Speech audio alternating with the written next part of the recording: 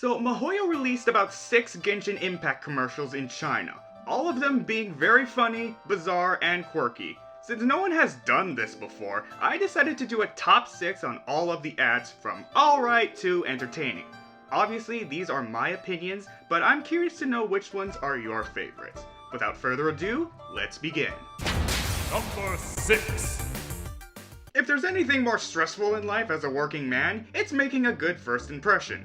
But luckily, all the workers have one thing in common with the new guy, and it's that they love the hot new game, Genshin Impact. Now the only reason this ad doesn't make it any higher on the list is that I'm not able to relate to this. I'm not saying I didn't enjoy it, but as someone who is trying to make YouTube a full-time job, as well as trying to avoid the pandemic, I'm just not able to relate to this.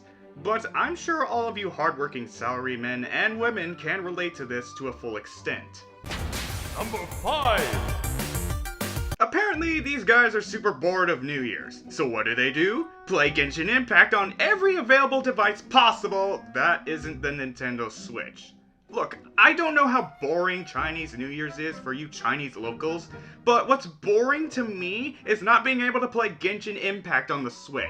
Okay, to be real, there's not really much I can go on about this ad other than the fact that I can kind of relate with the boredom, but still. Number 4. These guys apparently decided to take an Uber to God knows where. One of these peers apparently brought a bunch of Genshin merch.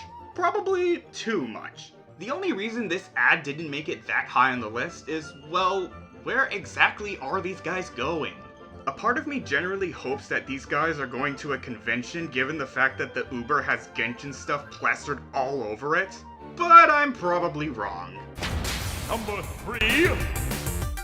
This dude who was super busy doing New Year's shopping thinks he's gonna be replaced by a cute little Amber. But it turns out, this guy just wanted Klee. I find this kind of funny considering that Amber isn't that great of an archer, yet the amount of fan art and cosplay pics of her will tell you that she's still well loved in their hearts. And also, as I was making this, I think this is supposed to be a small nod to Razor's story quest, and how we thought Razor was referring to Amber as the Red Bernie girl, when in actuality, it was Klee.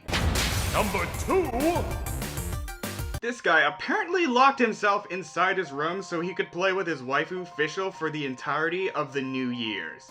This is how I like to imagine Fishel in a modern world setting. A delusional shut-in NEET who loves to cosplay and make let's play videos all day. Crap, I think I just gave MiHoYo an idea. Number 1. So in case you guys didn't know, MiHoYo and KFC did a sponsorship in China.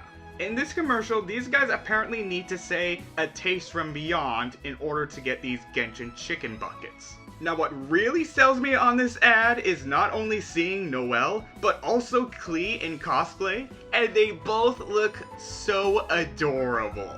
Which is why this is my favorite among the 6. And those are my picks for the Genshin Impact ads. Let me know what your favorites are in the comments below, and I shall see you all next time for more Genshin Impact.